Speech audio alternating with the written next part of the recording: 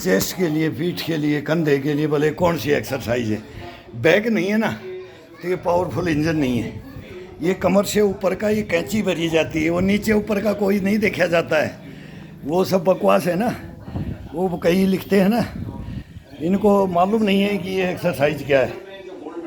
अगर कांख की कैंची और कंधे की, कोहनी की, कलाई की और पसलियों की, चेस्ट की, पीठ की, गर्दन की, रीढ़ की हड्डी के साथ जब ये किया जाता है ना मेरे भाई, फिर वो मसाज वाले ढूंढते हैं, इसमें पूरी बॉडी मसाज हो जाती है। तुम्हारे को नहीं ज्ञान है तो फिर लिखो मत यार, लिखना है और पूछना है ना तो वो आ जाओ भाई, फ्री में सिखाएंगे। कोई यहाँ एक चवन्नी अठन्नी नहीं लगेगा। कई भाई लिखते हैं कि सर ट्रेनिंग आओ, किसको लेना है भाई। ये लाइव नहीं आ सकते, लाइव का मालूम नहीं क्या कैसे आया जाता है, फ़ोन नहीं चलाने आते, तो ये कटिंग नहीं आती है, एडिटिंग है, थंबनेल कंटेंट नहीं आते, मोबाइल रख देते हैं, जो अपना डेली का वर्कआउट होता है ना वो करते हैं। हम नहीं देखते कि कौन क्या कुत्ता भौंक रहा है, कि वो ड्रैकुला काटने के लिए, खून पीने के लिए आ रहा है, ये हम नहीं देखते कभी नहीं। मस्त हाथी की तरह से चलते हैं, कुत्ते भौंकते रहते हैं। और जो देखने वाले हैं ना वो हंसा, वो बोले ना दूध और पानी अलग कर देते हैं, वो देखने वाले देखते हैं कि ये एक्सरसाइज क्या है। ये तो वर्तमान है, 66 में प्रवेश है।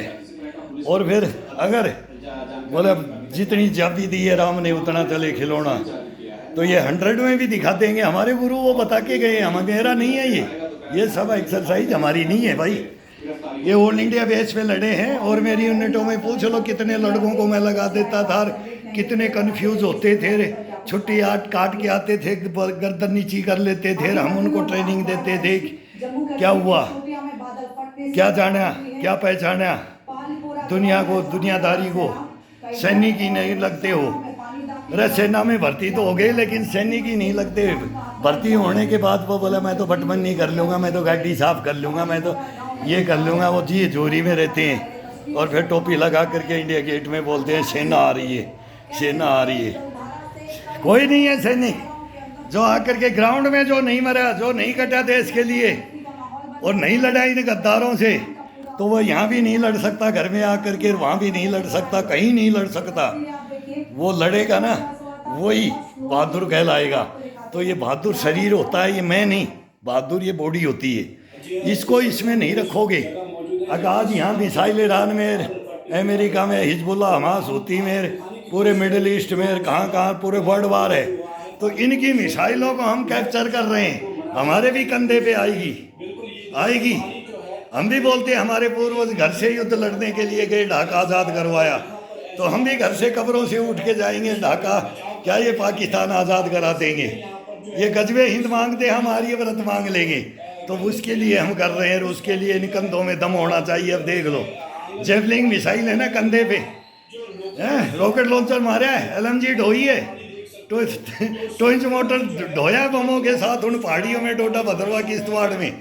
तो भाई ये कंधों के, कलाइयों के, ये एक्सरसाइज हमारी है। तुम मत जाओ हमारे पास, मत आओ यार, नहीं झेल पाओगी ना एक्सरसाइजों को, नहीं झेल पाओगी।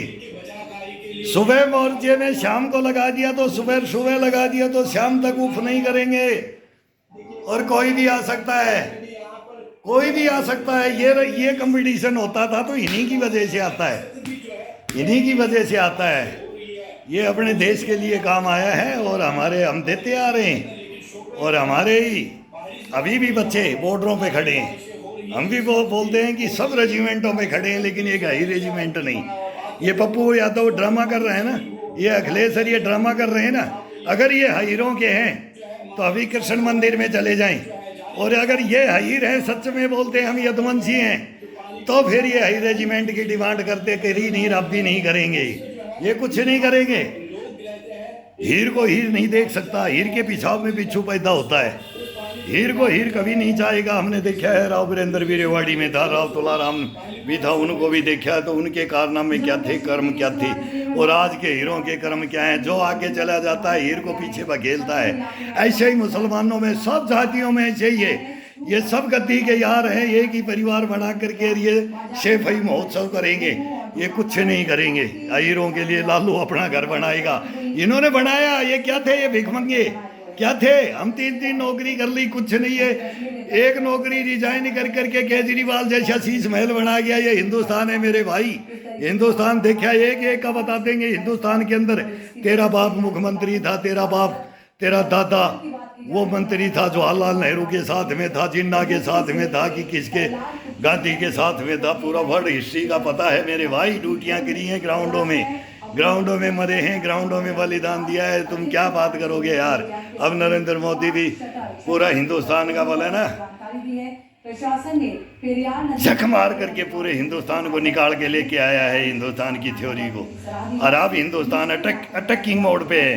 तुम डिफेंसिव मोड में रखते थे, दिल्ली से साइन करा करके ले आओ तुम हथियारों को। बोले तुम गोलियों का परमिशन ले लो, एक गोली भी चला दोगे तो पेमेंट हो जाएगी। बहुत बुरी कहानी है इनकी। गर्दन काट के ले जाते थे ये, फिर उग्रवादियों को ला करके मनमोहन सिंह के पास हाथ मिलवाते हैं। देखा नहीं, बहुत ड्रामा किया है इन्होंने, बहुत ड्रामा। अभी इनके ड्रामे सब खत्म हो गए हैं। ये अभी पप्पू जैसे को, इसको, इस पागल को, ये पागल है, ये हमारे ऋषि महात्माओं को ले डूबे।